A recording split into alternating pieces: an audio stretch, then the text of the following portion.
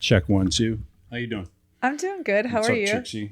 I'm good. doing A little well. frazzled. It's been a busy week. It has, and we are recording. And like most times when we record in a hotel, housekeeping will be knocking on the door to kick us out. You better believe it. The good news is we are staying at the Goodwin, and they've been gracious hosts to us all week. So why would they stop now? Hopefully they won't be mean at checkout time. I hope not.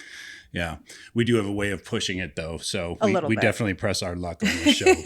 But it's only because we pack every minute we can of every city we go to It's true. into the show. It's true. And then we record it the Saturday morning we're supposed to be checking out. So here we are, coming at you from the Goodwin Hotel. We have a lot to talk about Hartford, Connecticut. Here we go. Check the mic and make sure it sound right, boys. Hey listeners, ever wonder what it would be like to blow up your comfort zone at the tender age of 50? Well, we did just that. When our last kid went off to college, we hit the road in search of a new hometown. Now we bounce from city to city and bring you along for the ride. This is the Skip Town All-Stars podcast. Welcome back, All-Stars, to the Hartford, Connecticut edition of Skip Town All-Stars. We're so happy you could join us today. We're happy to be coming to you, as we said, from the Goodwin Hotel. It's a great space. Why don't you tell us a little bit about how this happened? Oh, yeah. So we moved Ellie into Trinity. If you heard the episode with Ellie and Mia, then you know Ellie changed schools. So we decided to, rather than just drop her off, let's visit Hartford and make an episode out of it. I came across the Goodwin in just research, and most people were telling me not to stay downtown. I guess there's an area of Hartford called West Hartford that is more desirable for people who are bringing their kids to Trinity. But I wanted to check out the city of Hartford. Sometimes when we get a hotel, we end up just exploring that area. And I felt like we could drive to West Hartford. Yeah, it's a bit of a drive from here. Yeah, we could drive and spend the day there, but it's not a bit of a drive. It's 20 minutes. That's a bit of a drive. I mean, you can't walk it. Okay, right. But it's not like an hour. So in any case, I just thought, let's stay in downtown and we could always, check out West Hartford. So that's what I did. I found the Goodwin. It's great. It's like an oasis in the middle of the city, I feel. They have a really fantastic Italian restaurant, which we had dinner in the other night. They have a cute little bar that's open after business hours. And they had a live band the other evening. Place is jumping. It was. I was jumping last night. I just had to take a dish down. I was in my UGG slippers and I went down there. I was like, oh my gosh, it's like full on club scene going on in there. Yeah. I was really out of place. We're in your I generally am out of place, but I was specifically out of place in that moment. Yeah. I guess I was like, where could you have left your dinner plate? I had to bring dinner up to him because he was working a grind and so he couldn't break. So I brought dinner up to him, but I don't think you had to bring that plate down. But in any case, the one thing I did mention, which is that they're open, their bar is open after business hours. And that is a pretty important thing to highlight. And I'll tell you why. Hartford is a real traditional city. And when I say that, for any of you that live in a city like New York, like Chicago, like a Miami, you don't really know what that means. A traditional city is a city that closes down after all the business people have left Monday through Friday. So it's a desert. It's Saturday, Sunday, and after 5 o'clock, there are a few hotel restaurants that are open, a few hotel bars, but you're hard pressed to find food or any kind of nightlife in a traditional downtown, which it's a business city. And we learned that very quickly when we arrived Saturday evening at midnight and woke up Sunday to find breakfast, and there was only one place open. One place open, and it was a walk. So we got up early for a change to try and catch breakfast, and we still got burned. Yeah, we did. So we found one place in the city, and we walked there to have breakfast, and then quickly learned that there is no downtown crowd after 5 p.m. Yeah, all the delis and markets sort of close down when business shuts down for the day. So when all the insurance brokers, lawyers, doctors are gone, whoever, there's just not a lot to be found here. Yeah, so I'm not going to lie, it made visiting Hartford challenging because James and I like to explore. And there just isn't a lot to explore because it's very much a business city. And it's a very quiet city. So I did learn early on that most of you, well, Gen Xers most likely, have heard of Hartford, Connecticut, because it is the home of Travelers Insurance, Hartford Insurance. It at one point was the insurance capital of the country. Now it's not the hustle and bustle it used to be because insurance companies have now automated their work staff. So, they don't need 20 people to answer phones when they've outsourced it to places, Bangladesh. Right. And they've made it automated as well. So before where you would call in to pay your insurance bill and speak to a human, you can just do it on the phone and not speak to anyone. Yeah. So that's kind of sad. I have to tell you, you walk around this city and it looks and feels like it was a mecca at one point, and you're just looking around in awe at so many empty spaces. Yeah. So the first several days that we were here, I was really hard pressed. Like I had to stay near the hotel. I had a lot of work to do. Everybody tuned into The Masked Singer, seasons 10 and 11 coming at you soon. That's what's keeping the lights on right now. Thank you very much. But anyway, we are legitimately remote working. I mean, as always, but really remote working now. Yeah. But walking around the city the first few days, remember we moved Ellie in to Trinity. Yeah. And that was something we said we were never going to do again as empty nesters. We'll talk about that in a minute. We'll get to that in a minute.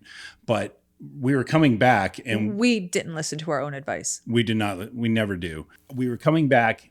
I needed to start work and I didn't have time to search for a good breakfast place. So you basically just dropped me off on a street corner and I was left. I was left to my own services. And I'm sorry. I ended up eating lunch for breakfast that day. I did find, I walked around the corner. There was a great New York deli here. And I saw that there were like 20 construction workers in line. And I said, this has got to be a good place. So I went there. I got my breakfast per se, which was a turkey provolone with lettuce and tomato. And after that, I mean, just like the next couple of days, we really were hard pressed unless we got in a car to go, to find a place. Like there's really nothing within walking distance here of downtown after a certain hour. Actually, that's not true. We did stumble on one place, one street, and that is Pratt. Yeah, there are a few restaurants on Pratt Street. So here's what's interesting and what we've learned about being in Hartford. They really have tried to bring people into the city. They're aware that the city is very quiet. They're aware that people go to West Hartford and don't come to downtown Hartford.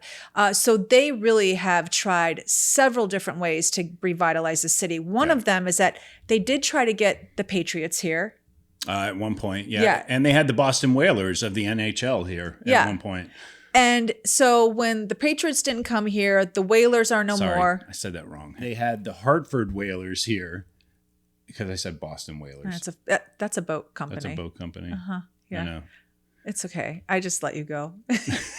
Anyway, you sounded like you knew what you were saying. I know. I was very authoritative. They had the Boston Whalers boat club here. No, they had the Hartford Whalers of the National Hockey League here at one point. That team is down in Carolina now, I guess. So nobody wanted to stay or come here. Yeah. And so hey, A for effort. This city has tried. And now what they're doing is they're starting with a street called Pratt Street. Yeah. And they have closed it off, sort of like what would be if you're familiar in LA with a 3rd Street Promenade or any street in your city that closes it off for restaurants and shopkeepers to make it a walk-through street. And that always is really fun for a city. People can just park their car and just go on foot to wherever. So they've done that. And what they've done also is they're giving every new business owner construction money to build out the space, which is phenomenal if you want to open up a space on Pratt Street. You run into the issue of, do you stay open Saturday and Sunday? Now, also, this is a monkey wrench that someone threw at me, which is a lot of remote workers in most cities don't come in on Mondays and Fridays. If they're remote working, it seems to be the norm that they'll come in Tuesdays and Thursdays. So if you're opening up a business in a city like Hartford that's already quiet, Yeah. and already quiet on already quiet on Saturdays, On weekdays, Sundays, yeah. and quiet after 5 p.m., how do you sustain a business with people only here Tuesday through Thursday? And I'm not saying I'm the authoritative person on, they're only here Tuesday and Thursday, but that is the norm with remote working now. So what we've experienced, a lot of places were closed on Monday. Yeah. And so I could not figure it out because we're not in the South. And so why are places closed on Mondays? Well, come to find out, it is actually accurate. So I guess I am the authoritative source on this. You are now, especially because our friend Chris downloaded you the other night, like He at helped. length about Connecticut at large, but also specifically a lot about Hartford. Yeah, he definitely did. Chris, shout out to you, Chris Doyle. He is from an area outside of Hartford. So he was very helpful in explaining to me why I was seeing what I was seeing. But not to mention, we actually spoke to a shopkeeper on Pratt who we're going to do an Ask a Local. So if you at all have been following us on YouTube, we have an offshoot of our show called Ask a Local, where we do visit a business owner or a local and spend a little time with them. So I spent time and you spent time with Rory. She's a shopkeeper who owns a print shop in Your favorite enterprise. It's a stationery store. I love it. It's not a print shop. I'm sorry. It's a stationery store. And I swear I'm going to open up a stationery store. So I was really jealous when I saw her beautiful, beautiful store. But she owns a stationery store on Pratt. So she gave us a lot of insight as to what's going on with businesses in Hartford and Pratt Street. And I guess their goal is to expand that street, Pratt Street, into other streets and eventually make it more desirable for people to come down who are not necessarily coming here to work 9 to 5. You know what's surprising? There's a college 10 minutes from here, and they do not come, those students, to downtown Hartford to shop, to eat, to socialize, go to the movies. They go to West Hartford. Yeah. The city is doing something, or should I say the city should do more to get that college involved in downtown, or should the city be more involved with the college? I'm not sure which way it goes, but there's students right down the street, 10 minutes away. 2,000 kids with mommy and daddy's money. Yeah. Ready to spend and ready to do things on a Friday, Saturday, Sunday night. It is weird that they have to Uber or drive to West Hartford to have something to do, especially when, specifically around Trinity College. It is a really residential area for the most part around there, but there are avenues where you see a pizza shop and you see opportunities to put in a pub, a shop of some sort, something where and start building that out to where the kids actually can walk across walk from campus, spend a little money there. And pretty soon that stuff catches wildfire. You have a whole street of things to do, and it's not just college students going there anymore. Yeah, that brings up a really good point, because it's noticeable for anybody that is taking their kid to Trinity. It's noticeable that the surrounding area is really depressed.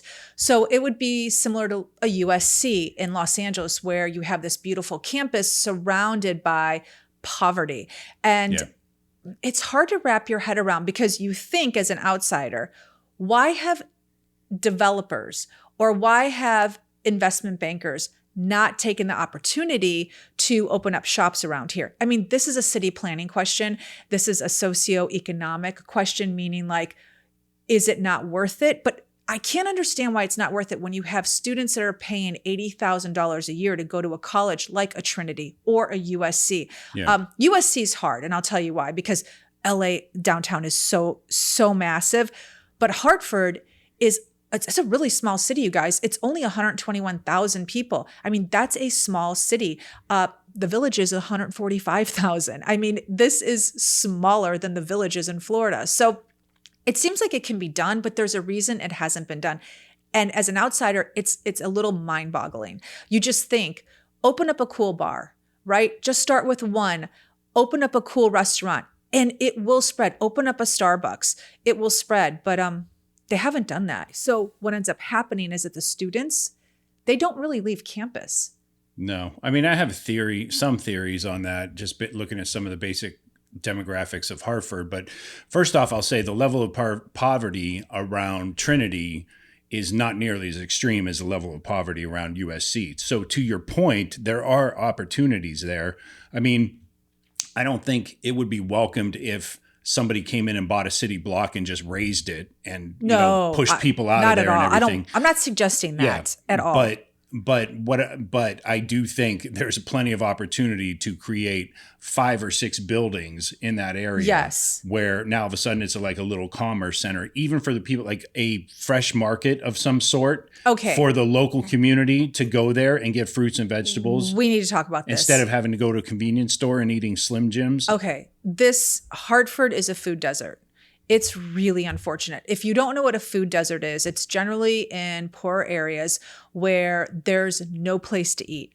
You have nothing but, like what you said, a convenience store. Prepackaged food. Yes. You may, if you're lucky, a McDonald's. But I have to tell you, there's nothing in sight for miles between downtown Hartford and Trinity. And there's a pocket just outside of the city of Hartford.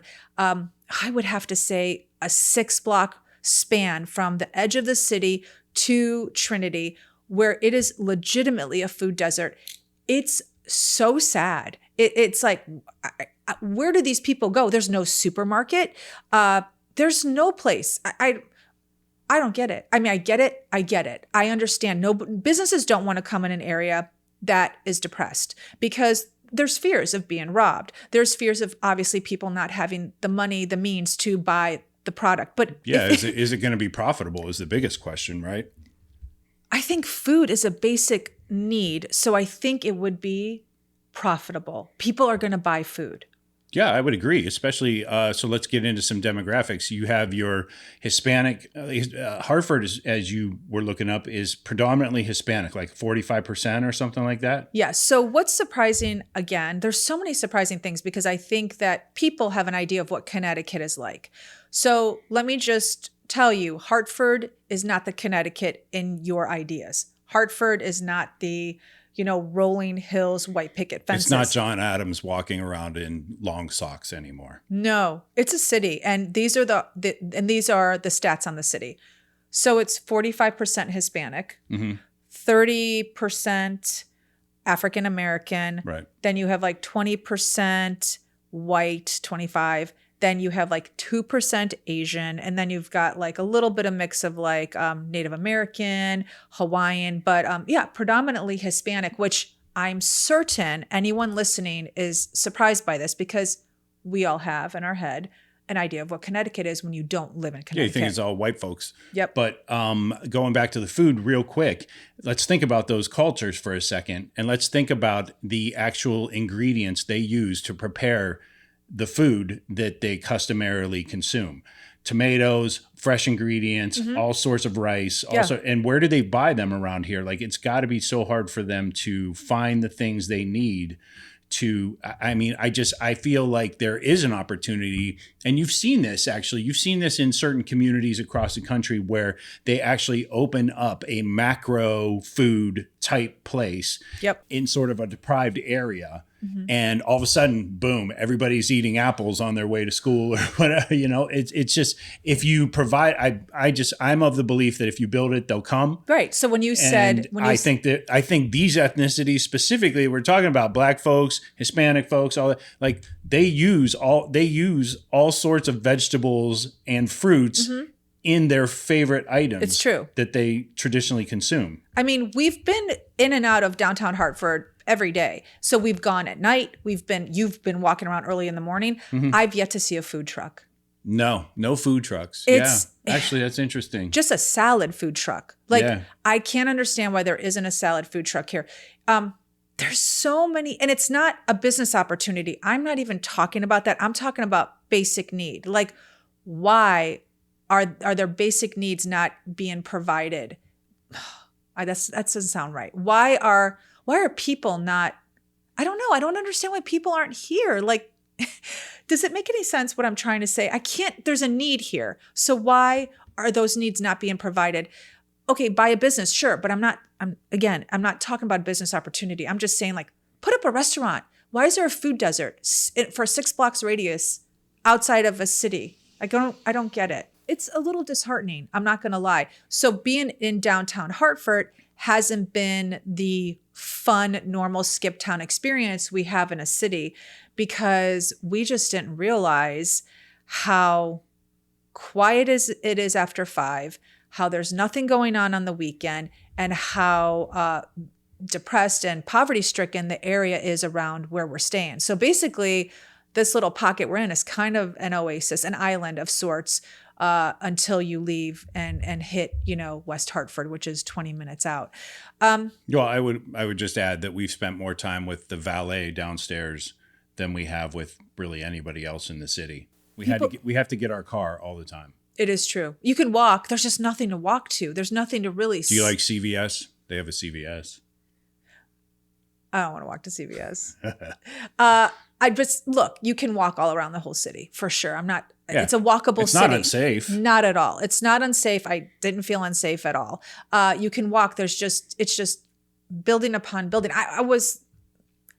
It's just very business-esque, and there's not a lot to do for a tourist here, I feel, in downtown Hartford. I mean, it is a city here. It's a city for sure. People drive in, do their jobs, drive out, Yeah. So now let's talk a little bit about, because we have been here for over a week now. So let's talk a little bit about our interaction with people.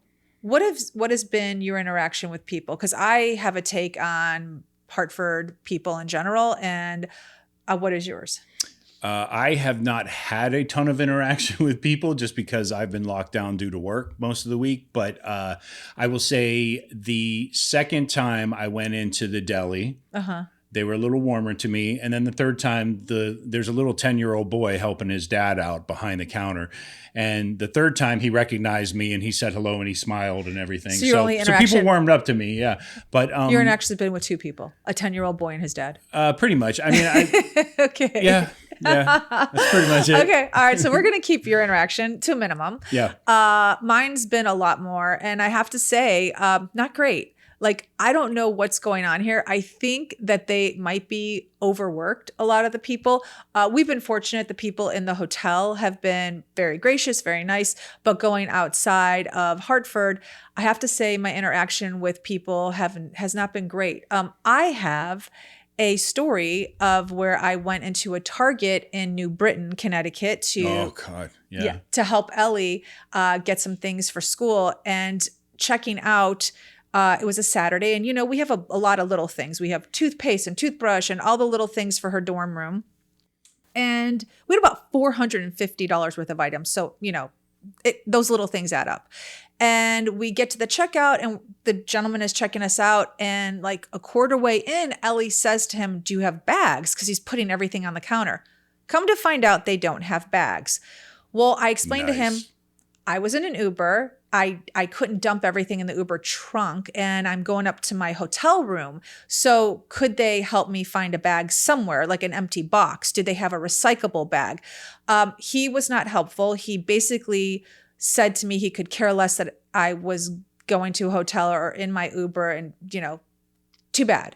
So normally I would just leave, but we had been there for an hour and a half. So I had to figure out a solution. So finally I said to him, "Well, do you have a garbage bag?" Because, every counter has a trash bin behind it. So I figured maybe he can just give me one of his garbage bags and I'll just scoop all the stuff in there.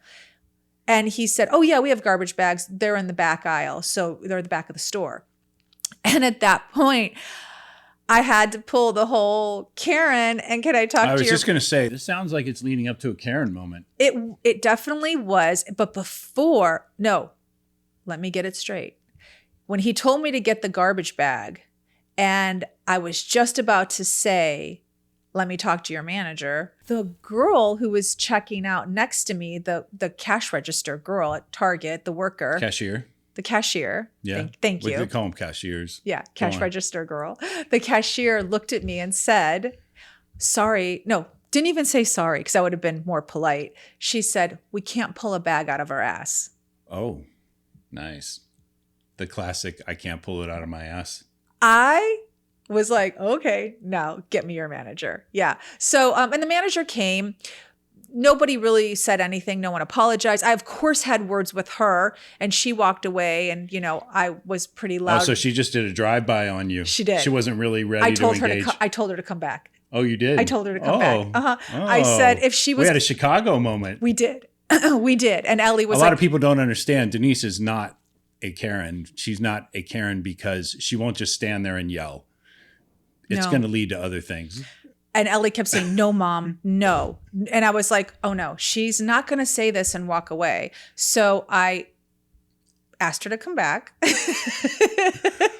asked her to come back. Did that start with a B, come back here?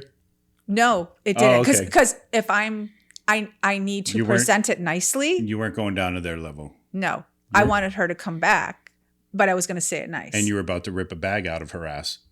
Yeah, for sure. I could have taken her. She was little. I could have taken her. God. So, yeah. Oh my God. Your earrings would have been everywhere. I had little hoops on, so it would have been fine.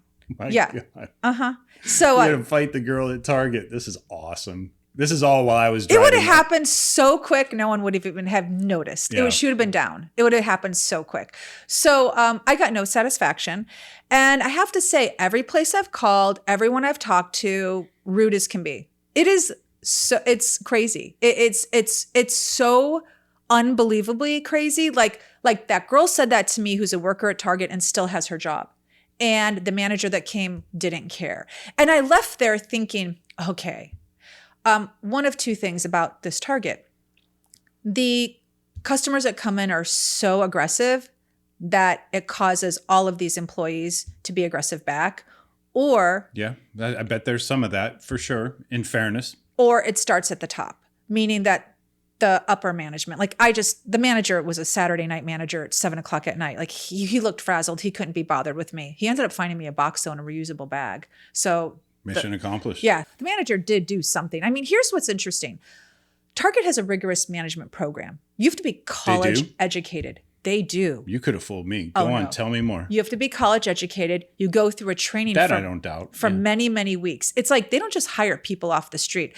They take pride in their management program. So I thought generally they bump people up through. Not at all. Zero. It really? is at. So if you're just a cashier, you can't. There's no upward mobility to become a manager. You have to be a college graduate. You have to go to college to be a now, manager. If there's a Target worker out there or a manager who says I'm wrong, let me know. My understanding from everyone I know who has someone that has worked at Target, you have to be you have to be a college. You have to have a college education to be a manager. There, of course, might be exceptions, of course.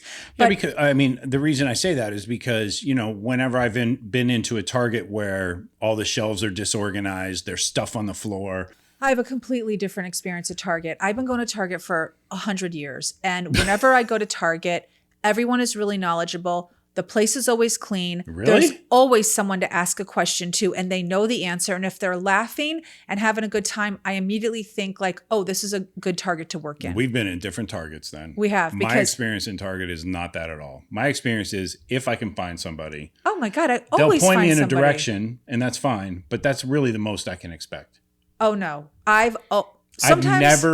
You just said Target and people bend over backward to help you. I've never seen those two thoughts are incongruous to me. Every time I've asked somebody where's this? They put down what they're doing and they start walking and I have to stop them and say, no. Okay. Just point me in the direction. I've never, maybe I shouldn't use never. There have been times where someone's pointed 3 aisles down, but generally they'll say, let me show you. So maybe I'm being unfair and maybe I'm just saying, I'm just thinking I'm walking into a retail store and all retail workers act like this. So I'll pay more attention the next time. I'm going to specifically ask for something next time I go into a Target. It'll be 50-50. Either they'll point or they'll walk with you to show you where it is. They generally I'm walk happy with you. the point. I don't need a walker. I know. I don't need a walker either. But my point is they do it. That is my point. They do it. So moving on. Back to Hartford. Oh, okay. So the people here aren't super overly friendly, I feel. And they drive like maniacs. I cannot tell you how many times I've seen 4 to 5 people blow a red light. They do drive like maniacs. They will come 90 miles an hour on your bumper on a freeway when you're in the middle lane. You're in the middle lane and they're doing 95 on your bumper. To me, obviously people shouldn't be doing that. But to me, the bigger problem is what we saw last night. Like a truck wanted to move over into our lane and there was a car in front of us midway into the truck. Oh, who wouldn't let him in? No, he slammed on his brakes to let the truck in. The truck didn't go in because he didn't do it enough. Right. And so he slammed on the brakes. He did that too. And then we had to slam on the brakes. We and had it's to. like, dude, just you're already halfway past the truck. Just finish. Like that's how the road works. You just kind of keep going past the truck. He's just letting us know behind him, like, hey, as soon as you're done doing whatever, like I'm signaling because you're going the same speed as me and I want you to clear so I can change lanes. It's so stupid. Anyway. I was at a stoplight. I'm going to tell you my experience. This was just one of many. It's a very dangerous city to drive in. And I am a defensive driver. I am very good. I've never been in an accident my whole life. And this city is legitimately dangerous. So I'm at a stoplight and I'm heading north and there are people at the others, heading south at the stoplight. There's like 7 cars behind me and 2 cars decided, this is a 1 lane north, 1 lane south. So we have east and west people turning. They decided to hop out of the lane at the light and go an oncoming traffic lane to make a right-hand turn. So they were 6 cars behind me. It was like the 6 and 7 cars, number 6 and number 7, that came out of the lane. They were right next to me, to my left, which is oncoming traffic, and they turned right. It was unbelievably aggressive, dangerous. I don't know what. And 2 people did it. If it was a one-off, I would say, okay, he's on drugs. So does it mean 2 people are on drugs? Here's what I did find out. You can take your driving test here 6 times. Yeah. 6 times before they tell you you have to go back to driving school. I know. And that really does explain a lot. It is funny. So I was in charge of driving Ellie's stuff up here, which was a tremendous mistake. It's weird. It's like the minute I got to New Jersey and then even into Connecticut, I realized like, oh, I'm dealing with sort of a whole different breed of driver. We should have first. Okay, let's talk about that. She shipped her stuff at great expense. It was expensive. To the Florida house. And then I had to drive it 19 hours all the way up the coast to get it here. You know what's most ridiculous about it is that 80% of it was our clothes and they're all thrifted. So we're talking about $2 items. Yeah. Bad parenting. Like we learned a lesson the hard way. And unfortunately, we can't do a redo. But that was a lesson learned. Like she should have just dumped it all and we buy new things. Yeah. So to put a cap on the driving thing, the drivers were bad and I noticed it almost right away. But I was already in a bad mood because I realized because you were carrying the day $2 before shirts. I left. So it took me I split my drive up into 2 days. You guys just flew here, which ended up being great because the car was packed. Yeah, we couldn't get in the car if we wanted to. With junk. And so $2 shirts. Yeah, our stuff and then junk. Mm-hmm. And so to the point where I just left her stuff in the car when I stayed overnight. I didn't care if somebody broke in the car and stole it all. I was happy. James, I took my stuff out. I just didn't want them to break my window. That's all. I'm learning this now. You left all of her stuff in the car. I did, yeah, because there was nothing valuable in there. The window would have been more valuable. I took out all the valuable stuff. Yeah. And she had a turntable. That was already smashed. That was broken because she shipped it so poorly. And we're not getting into this. I was livid opening up those boxes. And all I saw in my head was all the money I had spent to have those boxes shipped for what was inside those boxes was ridiculous. Yeah. And I told her to unload as much junk as you can while you're in Seattle so you don't have to pay to ship it. And I don't know. And here's the funny thing. If she were here right now, she'd be arguing. She'd be saying, "Look, this is my favorite sweater. This is my this. This is my that." This is very funny. She shipped $3 sweaters that she got at the Goodwill that we paid hundreds of dollars for, but left behind her sheets, which are so paper thin when you fold them up. So I had to buy all new sheets. Yeah. I'm like, wait, this lays flat as a piece of paper. Yeah. Okay. So we roll up to Trinity College the other morning with all of Ellie's junk, and it's time to move her in. You don't want to do it. I'm so over. I was over the drive at that point. I was just like, get a cart, get something with wheels Oh, and let's yeah. get all this stuff out of my car so I never ever have to see it again. Like I really am at that point with the kids where if you want to move at any other point in your life, I'm going to send you $500. You can get pizza and beer for all your friends and don't ask me for anything. Yeah, I mean, I've made a rule very early on when Parker was in college. I move you once. That's the rule. Everybody knows this. And I've stuck to it with Parker and I stuck to it with Mia. But with Ellie, because she had such a traumatic first year and all of us, she was tearing at our heartstrings, I decided I would help her with the second move. But I was really salty about it the entire time. It wasn't like I was jumping up and down and like, can't wait to put these posters up again. No, I was like, get me out of here. And guess what? I ended up doing all the work. She literally hung 25 of her Goodwill t-shirts in the closet and I did everything. That's hilarious. I set up that girl's room. Like I was so annoyed. I came back here and was mad at you about it. I didn't talk. I was like, how did I get wrangled into this when I was the one that said, I'm never doing this? You did have a moment. I mean, look, her pulling on our heartstrings was legit. Like she genuinely had a rough year and I get that. Her pulling on my wallet strings was not worth the money of sending all that crap. Not at all. And certainly not worth the 19 hours I drove to come up here. I had to come up. I had our equipment and everything. It would have cost way too much. I don't know. I don't know what the answer is. I thought when we did our East Coast run, we'd stop in the Carolinas. We'd do this. We'd do that. We'd have all these like little trips planned out. I got to do none of that because I got off work on a Friday. Saturday morning, I started driving for Connecticut. And I know. I'm sorry. I had to blast through. I would see these signs for all these great cities off the 95. And I was like, oh, I've always wanted to just see Richmond, Virginia, you know? No, zing, all the way past it. It was so stupid. I have a friend, actually, my friend Jeff texted me while I was driving. Did you pass the sign of his town? I literally went past his house and I was so mad at the time because he texted me and he said, you're not far from me. And I didn't like, I put the trip in the map. It told me the astounding amount of time it was going to take. And I just started driving. I didn't specifically look how it like curves you around the coast in the northeastern states. And I didn't realize that there was a wedge of Pennsylvania that I was going to be going through. You literally passed his house. I literally went past his house. It's so disappointing. So we're going to have to go back on the way back down in the middle of another 19-hour drive or whatever, unless you and I just figure out some other stops. But here's the difference. You can tell I had bitterness when I arrived on Sunday night. Oh, for sure. But here's the difference between you and me.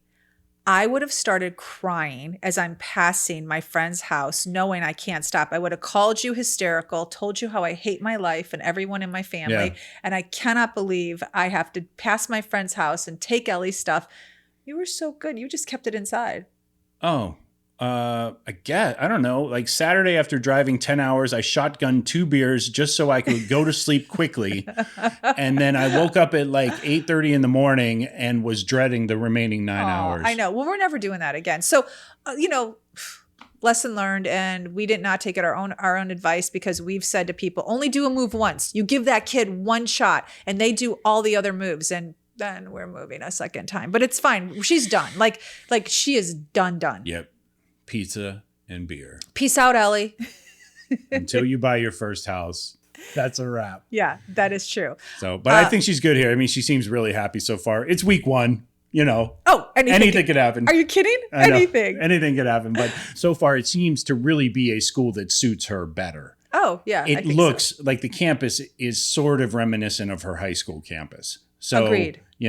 There's like a little Catholic church on the property. There is. There's a statue of a monk out in the green. You know what though? It's not faith-based college. No, it's not anymore. No. So she's happy. We're going to meet her for lunch today and then say goodbye from Hartford. But we'll have to be coming back to visit. Oh yeah, we'll be back. And we'll definitely be back to this hotel. Like I want to stay here as much as I can. Yeah, it is a little oasis in the middle of the city. So anything else you want to mention about Hartford? The other thing I would add, especially in terms of food, is there is a little section where it's like, I think there's a Guatemalan restaurant. There are a couple of really good coffee shops. I had to walk all the way across the state capitol park, Bushnell Park, I believe it's called.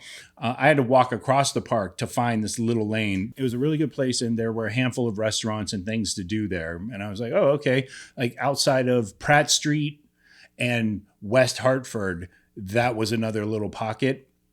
I just wish there were more pockets sort of linking them all together. Course, You know what I mean? Of course, so yes. maybe they'll get there. I mean, it sounds to me like there's a plan in place with Pratt Street, and hopefully that continues to blossom for Hartford. I mean, it's kind of like my hometown, Youngstown, where you feel like, damn, this is like 30, 40 years after an industry has left. It feels like it's ripe for opportunity, you know? Yeah. So, but the one thing I wanted to mention is I think there's such a disconnect between the college and the community, because demographically, they are two very different communities. You're talking about kids that can go to a very expensive school, no matter what their ethnicity is, but they have the means. And then you have a very, very sort of working class, blue collar community surrounding the entire campus. It is true. It's not like a Harvard or, I mean, Harvard's a bad example because that's like the shining beacon in American education. But the point, it's not like an Auburn or a Harvard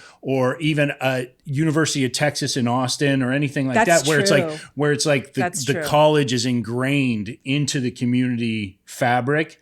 You don't really feel that with Trinity. I know it's a smaller college. It's not really a fair comparison to compare a school with 2,000 kids to a school like that. However, you just feel like there could be a little more, you know? Yeah. There could be a little more shaking of hands between all of the communities here.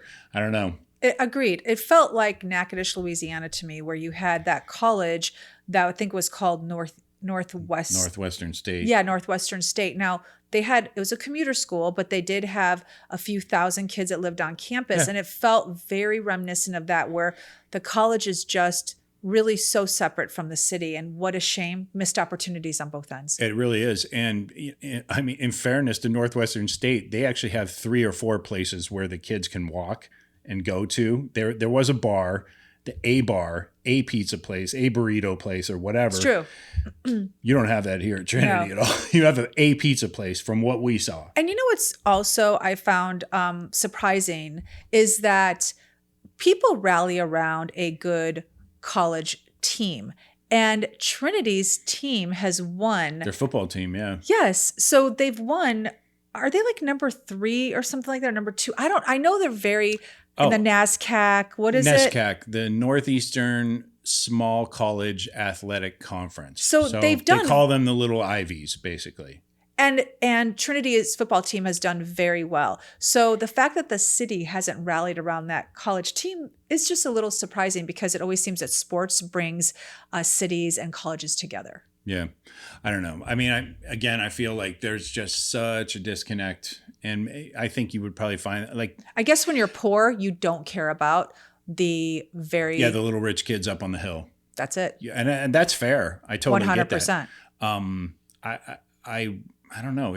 But it's weird, like academically or institutionally, that you don't see more of a footprint with Trinity College around town. Yeah. I mean, we are going to go visit New Haven, and we've heard over and over again that New Haven has really embraced Yale.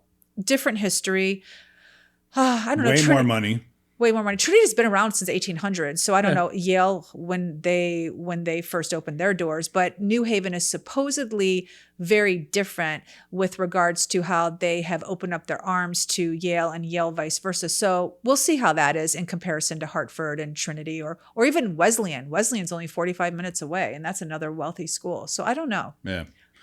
But the biggest thing that I think was surprising for me, I can't speak for you, is how little of that vibrance exists right here in the city of Hartford. Arriving in downtown Hartford for me was just kind of like a big meh. Anticlimactic. A little bit anticlimactic, but as you're going to see in future episodes, it actually has become the gateway for us to Connecticut and opening our eyes to really, I've never spent any time, I've never been to Connecticut before. Either have I. Connecticut, I don't think was ever on my dartboard.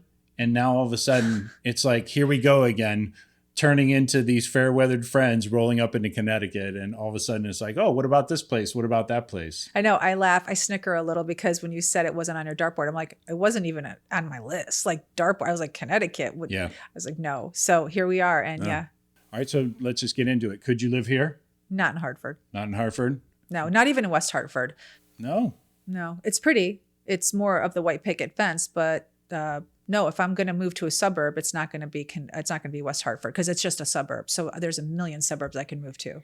Oh, okay. What's your top 5 then? You got a top 5? Hartford Print Shop. That's it. Wow. Hartford cow. Prints. The Goodwin Hotel is number 2. Yeah. Trinity College is number 3. Number 4 would be the fact that the city is very walkable. That's easy. That's, it's not overcrowded. And that's it. I don't have a 5. You're digging right now. I am feel like really you're digging. I'm really digging. And then the just bottom 5, I've already said it. People are not nice here. Drivers are crazy. It's a food desert, very close to the city. The fact that you have to drive to more desirable areas is not, I don't know. I could get this anywhere. You're always in your car. Yes, you're always in your car. Yeah. I don't have a top 5 or a bottom 5 because I didn't spend enough time to give Hartford a fair shake. So that's going to do it for the Hartford episode. More to come from Connecticut, coming at you soon. Take them out. Empty nest, full tank. See ya. Check the mic and make sure it sound right, boys.